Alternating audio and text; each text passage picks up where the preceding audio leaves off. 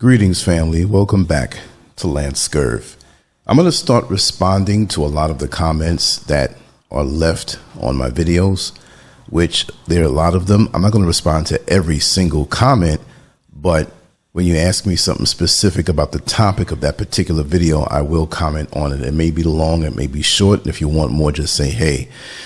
I'm just going to say I speak from experience. I don't know everything, but I'm very open about my experiences, and I'm very transparent on how I feel about things. The way I answer now may not be the same way I answer 5 years from now. The same way that the way I answer now is not reflective on how I answered 10 years ago or how I felt 10 years ago, but I want more interaction with everybody on the actual videos. I have a few to do today, but this particular one, before I run out on my errands, is on the video, Sex is a Mere Band-Aid for the Gunshot Wound of Loneliness. And that's Rooftop Perspectives number, I think it's 161, if I'm not mistaken. And there are two comments left there that I'm going to answer, but I'm going to answer this one first, and I might do the other one later on. And this one is from My Views channel. And he asked if, maybe a she, I don't know, okay, can you talk about looking back on the 20s and 30s in a man's life and the mistakes like running women can have us later in life? Okay, yeah, I read it wrong. But anyway, you pretty much get the gist of it. Okay, men who have, one example, you know, running around with lots of women, but it's just not relegated to that. Because he said, listen, can you talk about looking back on the 20s and 30s in a man's life and the mistakes like running women can have later in life? Well, for me, I didn't do drugs. I didn't do crime. And I have to say, it wasn't like I was running aggressively like a predator through women, but I engaged many women and they liked me, and I had no problem with women on many levels if I liked and if they liked. But that can be a drug. I'm not saying there's anything bad about women, but that can be a drug, and that can severely take away from your life force, because you're not supposed to be laying up with so many women, and even the pursuit of women can take away. And I'm not saying this again like women are bad, but you can't keep dealing with everything that keeps coming around you as a man in your 20s and 30s, because your 20s and 30s are when you make your foundation. And many times at the time we get to our 50s and 60s, we realize how much time we spent engaging in women like it's a sport. You know, just like when we have the term, I'll have to say the curse word in there, sport fucking, okay, where we just fucking for sport, not realizing we're wasting time creating soul ties with people and making babies that later on we're going to try to justify why we have so many baby mamas, or for the women who have so many baby daddies, or chose a father, or chose to lay down with a man who you didn't check out. But that goes both ways with this particular topic, but we'll focus on the men. To pursue women, or as you said it, running women, you know, different parts of the country, we have different ways of expressing it through slang, takes a lot of time. It takes a lot of money. And what do you get at the end of the day? I'm not putting women down, but you're running after all of these women. You're going, at least they're getting something. You're getting an empty orifice. They're getting something actually put into them. But you're running around like there's a prize at the end of the day. You see what I mean? The prize is when you have a woman of integrity who has the attributes that is worthy of building with. There's no prize in running after some woman who's either a gold digger or just out there partying, or out there to get what they can get, to get money out of you. I'm not saying all women are like this, but when you're in that game, that's what you're going to really run into. Number one, when you're in that game, going to the clubs, even if you go to the supermarket with your eyes wide open, trying to pick up everything and talk to everything that's in front of you that looks good, that's pretty much what you're going to get. Because women are not dumb. They know exactly what you're coming at them for. And they're going to manipulate you right into what they want from you. And usually it's something from you. Usually it's to make things easier for them, or money, or status, or some kind of hookup that puts them better off today or tomorrow than what they were today. Right? because there are just as much women out here who are players as there are men. But they're more deceptive that way. So when you play that game, you're actually wasting your time. You're not going to come out with a wife. What happened to aspiring to be a wife? What happened to be, what happened to living your life to being a better wife when you become a wife? Not somebody who's ran through. Because no real man wants to marry something that has been ran through so many different men, whether they know it or not. You can feel it. And those types could never be wife. It's like trying to stick, when you're in elementary school and you do something on construction paper and you put the tape around it and you stick it up on the wall, and the teacher says, well, it's the end of the year, you can take this piece of artwork home, something with crayon on it or whatever, and you try to stick it at your wall at home, and it sticks. But it falls after a while. Then there's humidity. Then you try to push it up again and really push the tape on, and it sticks. And you look back the next day, it fell down. The stickability wears down. You can't cling as much when you wear yourself down. When you're around with all kinds of different women like that, you get these soul ties that you don't realize that you have them. And so imagine a soul tie being like a rope, attached to your body, straight attached. No, there's no reason. It's not tied around you. It just goes right to your body. Just like the astronauts, where you have that little lifeline that connects to the ship when you're floating around in space. So you laid down with 500 women. You got 500 of these connected to you, right? And it was all fun and games when you were in your 20s and 30s, but now you're 50s and 60s, and you notice these mood swings. Well, if you didn't take the time to undo these soul ties that you have and you've created with these different people who chances are not in your life anymore, you're going to have all kind of mood swings because you're going to feel what they're feeling. It might be reduced because of the other amount of soul ties that you have connected to you. This is very important to know. Some people will explain it different ways. I'm just explaining it this way. Look at the fact that, say, for example, it's kind of gory, but you have a mother who's really connected to her son. And this can't be a soul tie because, mothers and sons don't have sex, but there is a connection. This is just an example. That mother's laying in the bed 3 o'clock in the morning and she jumps up in a panic. She's near tears. She's worried. Her heart is racing. All of a sudden she gets a phone call 2 minutes later. Her son was really smacked up bad in a car accident, but he'll live. I don't want to say he died, and that can happen too, but he'll live. But she felt it. She knew it because she has a connection to her son. Well, you as a husband eventually, and you have a wife and you have a soul tie, a righteous soul tie that you're supposed to have. If something happens with her and you are not together with her, you're going to feel it. It might be a near accident, maybe something, maybe she got robbed or whatever. But you're going to feel it. You get a phone call, sweetheart, I just got robbed, or, a car almost hit me. It hit me a little bit, but I'm okay. I knew something was wrong, sweetheart. I felt it. I was about to call you. Okay. You don't have to be in the bed with somebody for 1,000 times to get a soul tie. You get that instant bad boy. You're swapping crotch sauce. You're swapping fluids. You're connecting the dots. You don't understand that you have a spine, don't you? Right? And the spine starts way up under in your backside. It comes up your back, and what's on top? Your brain, your skull. We're electric beings. The genitals are there for a reason. The vagina is between the legs, but it's up under. The penis and the balls are up under the bottom of your spine. When you connect sex organs and have pleasure, even if it's just brief, but you have orgasm, that's the electricity that's going to bond you together. You're forging it together. So even when you part and the orgasm subsides, you're connected up to your brain. See? And you're walking around, you don't see this person no more, but you have that connection. And don't think that it just has to be intercourse. Because when people say, I'm giving head, well, what do you think? You're at the bottom of their spine and you're putting your brain. That's why they call it brain. Right in the genitalia. And it's a more direct hit because you might even ingest some of these fluids.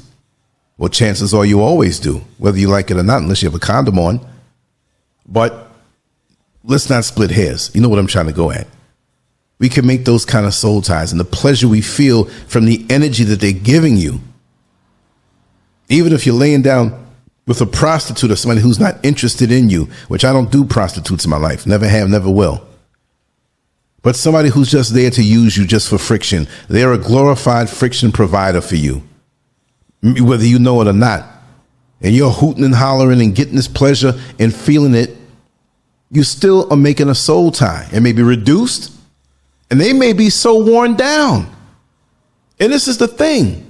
When you get a soul tie with a person, your soul tie with the person is connecting with all the soul ties that they have. So it's almost like trying to put, which is impossible, on an extension cord or one of those extension sticks or whatever, where you can plug in 5 or 6 things and you plug it in the wall. It's too much. It's an overload. You burn out. Something is dying in you. It's too much overload. It's too much voltage. You can't put that amount on one line. So now we walk around sexually dead, not just sexually dead, but our life force is reduced. And we finally get around to our 50s and 60s in our life as a man. I'm speaking as a man. I mixed some things up, but I'm still speaking as a man. And those should be the biggest, best years of our life because we have a soul tie with that one person who we built this thing up with. And as much as you have sex, it's not wearing down your life force because it's a closed in situation. It's you and her. So all the sex you want to have, go ahead and have it because it's building up. It's not dissipating, connecting to all these different people. You have 10 orgasms with your wife and 10 orgasms with 10 different people. Those ones that you have with 10 different people will connect you with thousands of people possibly, and you'll be weak because you're part of a weaker chain. It's going to take a lot of cleansing, a lot of isolation, a lot of mental cleansing so you're not titillated mentally, even though you may not have done something for a long time. These things will leave you worn down, and it opens you for sickness. Because the people who have a propensity for certain types of sickness in their bloodline, you're now connecting with that. Especially if you swallow their juices. There's nothing strengthening about that when you're just going around doing everybody else. You do that one person, that wife, it's all good. Do all you want. Get as freakish as you want. It's not going to mess you up. Look at the difference between people who are happily married and gainfully married over decades. They're going to get old too, like everybody else, but at the tail end, you notice that they have more life in them. They have more joy in them. They can sit there and say, remember way back when, and laugh about it and just talk about their experiences together while they enjoy their righteous soul ties. Soul ties are a good thing. And most of the time when we speak about it, we speak about those who have abused it and gotten soul ties with all kind of people. And it's negative because if you have a soul tie with someone who is bipolar, well, you wake up one day, you might be angry and not even know about it. Like, how did this happen? Then the next person you have a soul tie is clinically depressed all the time. Well, you might be 100 one day and feel like 50 and not know why the energy is just like not going anywhere. Right? So you get to these ages and you've been running this down, or like me in the past, engaging with people, knowing what's going to happen, but not aggressive. If you catch the fish, you throw it back. If you don't, you don't. But I've had lots of experiences, and I know that this is why I try to keep to myself now, because I know how dangerous that can be. Even the engagement of conversation. You know, you can be around a person and still get a soul tie without having sex with them. It wouldn't be as strong. But you can have an emotional connection, and if they're not right, and you can be emotionally connected to people, but be careful how far you go with that if they're not right. So when you look back in your older years and you say, wow, I could have had that next college degree. I could have had this next career. But yet You find yourself in an older age, thinking about what could have been, feeling aches and pains of old age, thinking about how you wasted your life. Because remember, when you get to those ages, you realize that you have so much more to think about in your past than you do in your future. Well, people might say, well, Lance, whether you have a wife or not, you're going to get old. Yes. And again, remember, I'm not speaking to the single guys who are not just going to run out there at an aging point in their life just to have somebody, because that's not right either. If you are by yourself and you're a man and you're getting into older age, best that you stay by yourself and not get caught up with somebody who's going to do the same damn thing to you.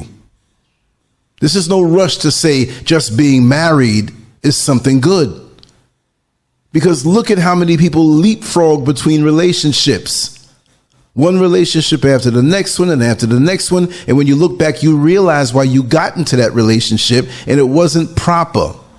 You weren't developed as you are. You didn't have the sight, the foresight, the intelligence to say this is not good for me because of this, or this is not good for me because of that. If you ask a child, should I give you a plate of vegetables and some other things, but mostly vegetables as your dinner, or that big bag of chocolate cookies, what do you think they're going to say? The cookies taste better, but it's not necessarily good for you. Where when you get older, you'll say, you know what? I'll take 1 or 2 or 3 of them cookies a day, but I'm going to eat mostly my vegetables and my fruits and my juices and my water. That's how it works. And then we get to have this feeling of regret, deep regret, because you're not going to have those coming up behind you that truly love you when you spread your seed all over the place. It's hard enough not to have drama with a family. And imagine you being the grandfather or the great grandfather trying to pull together individuals who don't really know each other from the different baby mamas that you impregnated. It's bad enough when you all have the same DNA from the same parents. But imagine you can't pull that together. Some may get along with each other, but it's not going to be that same thing that when you had that bloodline. That strong bloodline where your children respected you and say, listen, this is my mother, this is my father, this is my grandfather, this is my grandmother, one family unit. And what does this do when you're older? You have youngsters behind you, your children, your grandchildren coming up behind you that love you and they need you. So your grandchildren are like your children again. And this helps to keep you alive and not think about just the past, because through your grandchildren, you can have a future through them. Yes, you may be living vicariously through them, but it's yours. And that's how we do. That's the way it's supposed to be. You are supposed to be the one that's full of wisdom, and they come to you for wisdom. You have time for them because you're older now. And your children who are their parents, they're out there knocking out the world to provide for them, but you're there with all the time in the world to talk to them, to deal with them, to fill in the gaps. It's a wonderful thing, but we break the cycle of life with our overwhelming lust to go all over the place. And then as you get older, you don't have the same fears, because you know that when it's your time to go, if you have the luxury of a deathbed, they'll be holding your hands and thanking you for the life that you provided and the advice that you gave and the upbringing that you provided for them. But when you're spraying your dick all over the place, it's like working a job off the books. You get the money, but you're not going to get the acknowledgement for making the money when it's time for you to collect on your Social Security. And I'm only speaking symbolically, because we know Social Security may not last forever. But it's nature's Social Security. And that's more guaranteed. That when you bring a child up in a strong family unit, when they go out there in the world, they are supposed to look out for you. But man's world wants to make you know different and think different. So those are the mistakes, and you will feel it. Your old player. Think about how many old players and all the women that done bedded down. Now they're old, and on the mantelpiece they have all these pictures of these women. Half of them dead, ain't doing a damn thing for them. And they wasted time. And that time comes fast, trust me. Because I've spoken to a lot of bitter old men who they actually are dead before the time of their transition because they didn't put anything into building a life. So the time when you may not be as strong, the time when mentally you may not be as sharp, you don't have anything around you loving you and supporting you and giving back to you. There's no harvest from that kind of life. And now you will look on other families and look on other individuals who may not have lived a perfect life, but they did right by themselves. And they may not even be married to anybody, but they did right by their children and put life into them, and they grow older and they're happy knowing that their children and their grandchildren are taken care of and receive the righteous momentum from the life that you live. Yes, you might have been out there doing something for a couple of years, but for those old players who go on for a long time and they go on until they start feeling the aches and pains, and now they're looking for any old woman to just sit with them and take care of them. And you'll find those old gold diggers out there. Well, baby, you can come live with me as long as you take that retirement check and that Social Security check and put it in my account. Now your independence is gone. And you are old with a young mind of still having lust. Now you have no choice to get off of that merry-go-round.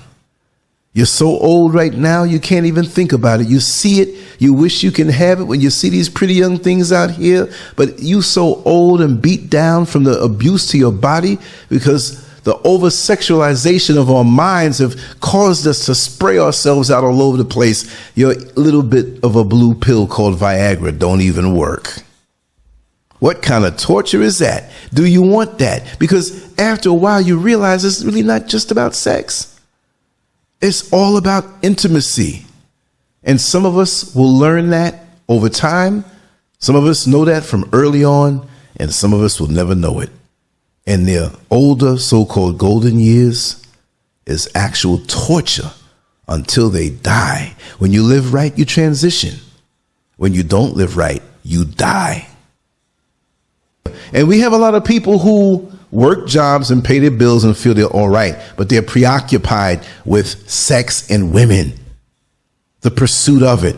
You blew half your paycheck trying to woo this woman over. You know you don't have it, and all she's doing is using you for your money. Now you blew that money and it went nowhere. And if it did go somewhere, what do you expect?